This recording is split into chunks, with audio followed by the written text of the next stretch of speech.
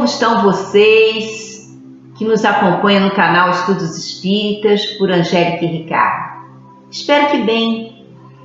Vamos elevar os nossos pensamentos, como sempre, fazendo a prece que Jesus nos ensinou e pedindo aos bons espíritos que abram o nosso entendimento para as palavras do Evangelho de hoje. Pai nosso que estais nos céus, santificado seja o vosso nome. Venha a nós o vosso reino, seja feita a vossa vontade, assim na terra como no céu. O pão nosso de cada dia dai-nos hoje, perdoai as nossas ofensas, assim como perdoarmos a quem nos tem ofendido. Não nos deixes cair em tentação, mas livrai-nos do mal, porque vosso é o reino, o poder e a glória para todo sempre. Hoje estamos no capítulo 24, veremos os itens de 8 a 10, que começa dizendo: Jesus enviou os seus 12 apóstolos, após lhes ter dado as seguintes instruções: não procureis os gentios e não entreis nas cidades dos samaritanos, mas ides antes as ovelhas de Israel, e nos lugares onde fordes, pregai dizendo: o reino dos céus está próximo. Essas palavras de Jesus encontramos no Evangelho de Mateus, capítulo 10, versículos de 5 a 7. A palavra gentio, entre os hebreus, significa que é estrangeiro, ou que não professa a religião judaica. Samaritanos eram os que eram nascidos em Samaria, capital do reino dissidente de Israel, após o cisma das 10 tribos. A aversão surgida naquela época foi se aprofundando com o tempo, e os samaritanos, para não irem a Jerusalém na época das festas religiosas, construíram um templo próprio e adotaram certas reformas. Por isso, Allan Kardec os denomina de protestantes daquela época. Ao dar essas instruções aos seus discípulos, Jesus estava apenas adiando para mais tarde a divulgação dos ensinos de um plano mais extenso, o que aconteceu com Paulo e os que o seguiram o seu exemplo. Deviam os apóstolos, ainda sem preparo adequado, procurar primeiro os que tinham a mesma base filosófica e religiosa, a crença em um Deus único e esperavam o Messias, porque estavam mais preparados para as novas revelações. Quanto ao impedimento a que fossem as cidades dos samaritanos, pela aversão mútua, o próprio Jesus levou sua mensagem a eles, como se lê na belíssima conversa de Jesus com a mulher do poço, a samaritana, e que está no texto de João, capítulo 4, versículos de 1 a 30 e 39 a 42. Essa cautela de Jesus demonstra mais uma vez sua sabedoria na execução de uma missão na terra, aguardando um preparo maior dos seus discípulos para tarefas mais complexas. Jesus prova em muitas circunstâncias que a sua visão não estava circunscrita ao povo judeu, mas abrangia a toda a humanidade. Quando disse aos seus apóstolos para não irem às casas dos pagãos, não era por desdenhar a conversão desses, o que seria um pouco caridoso, mas porque os judeus que acreditavam em um Deus único e esperavam o Messias estavam preparados pela lei de Moisés e pelos profetas a receber a sua palavra. No Livro dos Médiuns, capítulo 3, nos fala sobre o método E Kardec pergunta no item 30. Será útil procurar convencer um incrédulo obstinado? Já dissemos que isso depende das causas e da natureza de sua incredulidade, responderam os espíritos. Muitas vezes, nossa insistência em persuadi-lo o leva a crer na sua importância pessoal, o que é razão para se obstinar. Aquele que não se convence pelo raciocínio nem pelos fatos, deve ainda sofrer a prova da incredulidade. Devemos deixar à providência divina o cuidado de encaminhá-lo às circunstâncias mais favoráveis. Há muita gente que só deseja receber a luz para estarmos perdendo tempo com aqueles que a referem. Dirigi-vos, pois, aos homens de boa vontade, cujo número é muito maior do que se pensa. E o exemplo destes, multiplicando-se, vencerá mais facilmente as resistências do que as palavras. Ao verdadeiro espírita nunca faltará a oportunidade de fazer o bem. Há corações aflitos a aliviar, consolações a dispensar. Há também desesperos a acalmar, reformas morais a operar. Essa é a missão e nela encontrará a verdadeira satisfação.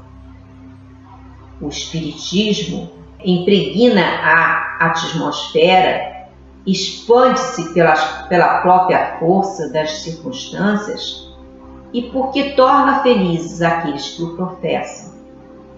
Quando os adversários sistemáticos o ouvirem ressoando ao seu redor, entre os seus amigos, compreenderão o isolamento em que se encontram e serão forçados a se calar e a se render.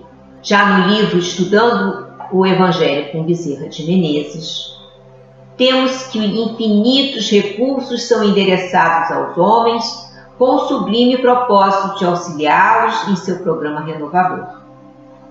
Misericordioso Pai, em sua excelsa bondade, movimenta um manancial de possibilidades para que seus amados se desvinculem da herança de si mesmos, contaminada pelos sentimentos malsãos. Mas como vigora a lei do livre-arbítrio, e ainda não se equivoque em suas opiniões, que nunca lhe falta assistência quando busca a sintonia divina. Inumeráveis irmãos do mundo espiritual acompanham o movimento dos encarnados, muitos atraídos pelas atitudes contrárias ao bem, com as quais se comprazem, muitos na disposição de ajudar, com desvelado amor e imenso carinho, no campo da atuação em que são convidados a trabalhar. As correntes mentais que circulam no planeta são de número inimaginável, mas todas estão sob a supervisão amorosa do Altíssimo. O indivíduo materialista, que concentra todas as suas forças na aquisição de bens para seu conforto e gozo imediato, não consegue estabelecer contato com Deus e, assim, atribui a boa sorte ou a coincidências à assistência que recebe do alto, sempre acreditando em ser em potencial o Deus de si mesmo. Esse espírito terá seu tempo de crescer, de amadurecer para as verdades da vida que muitas vezes nega por buscar facilidades. O projeto que estabeleceu para a sua vida é o de bem viver e não de viver bem. São, em essência, questões simples, mas que requerem do homem o exercício constante do seu potencial íntimo para que possa estabelecer contato com os planos superiores. Em razão de sua sabedoria, Jesus tinha conhecimento de muitos de seus irmãos, de que seus irmãos se encontravam e ainda se encontram nesse patamar de entendimento da vida. Por isso orientou seus discípulos a aguardarem o tempo que viria para despertá-los na sua inércia espiritual. Enquanto isso, que operassem como trabalhadores do Cristo, junto aos que se encontrassem em condições de ouvi-los, de receber a palavra consoladora em seu mundo interior, sem jamais afrontar o outro com posturas que pudessem constrangê-lo. A violência é combatida incessantemente pelo Mestre, que sempre pregou o amor, a caridade, nunca a invasão do outro, com imposições e exigências contrárias à benevolência e à fraternidade. A vivência, o exemplo, a conduta de Jesus Cristo são recursos didáticos que o candidato ao serviço do Senhor deve utilizar na abordagem inicial do outro, para sensibilizá-lo quanto aos ensinos que conduzem ao reino do céu.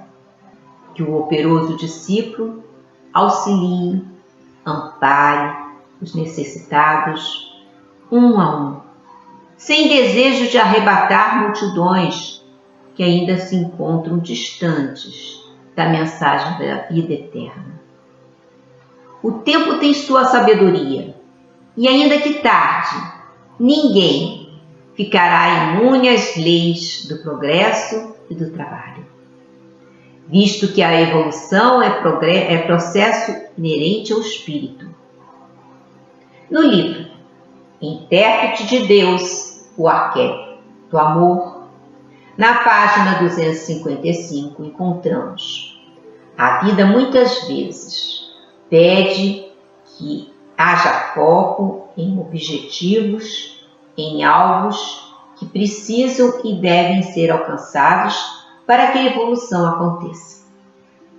Escolhas devem ser feitas em consonância com propósitos de curto, médio e longo prazo. Mesmo os atos mais simples da vida devem guardar sintonia com propósitos maiores para que haja coerência no que se faz e para que se vive. O aprimoramento do espírito decorre da educação de seus mínimos atos.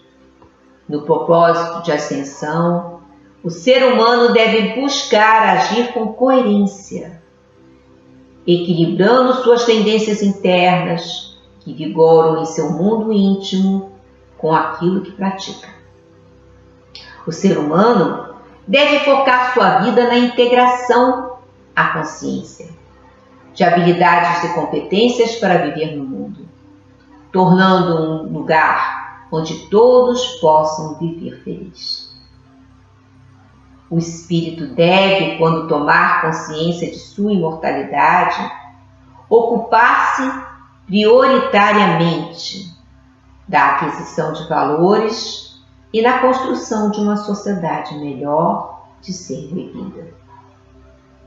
O reino dos céus é o motivo alegado, portanto, a razão última da existência humana. Trata-se de encontro com o divino a ser alcançado através da ascensão contínua. A ascensão do espírito é a escalada da formidável viagem que irmana todos os seres humanos no mesmo propósito. Os obstáculos que naturalmente surgem no caminho devem ser contabilizados como oportunidades de crescimento e desenvolvimento da personalidade. O processo é gradativo e sem saltos mágicos, nem quedas abruptas. Tudo se passa na medida adequada para que o espírito integre a resultante de suas próprias experiências. A proposta de Jesus é condizente com o anseio coletivo do encontro que o ser humano deseja ter com sua natureza espiritual, rasgando os véus da ignorância quanto à sua origem divina.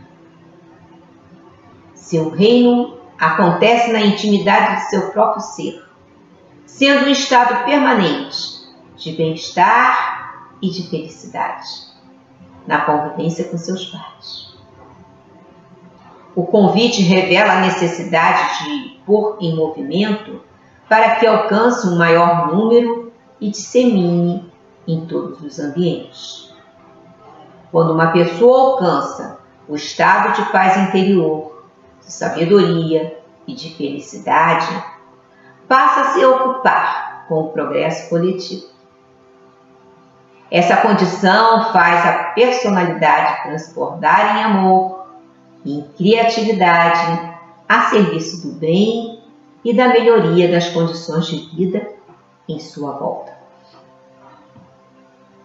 O amadurecimento do ser o leva ao trabalho e compromisso com o próximo, com a sociedade e em atender os desígnios divinos.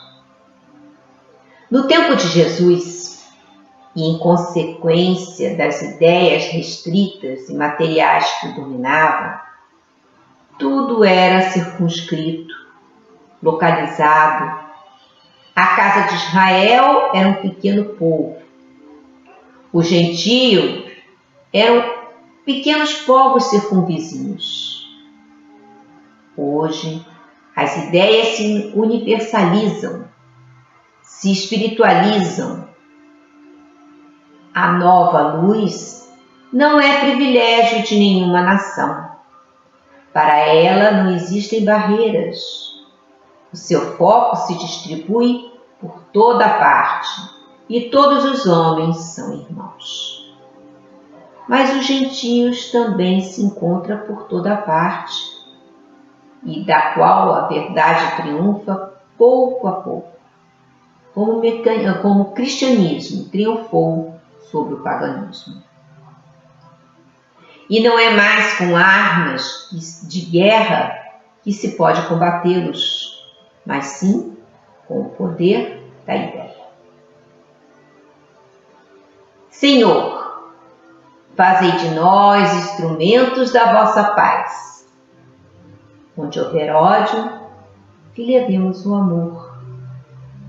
Onde houver ofensa, que levemos o perdão. Onde houver discórdia, que levemos a união. Onde houver dúvidas, que levemos a fé. Onde houver erro, levemos a verdade. Onde houver desespero, que levemos a esperança. Onde houver tristeza, que levemos a alegria.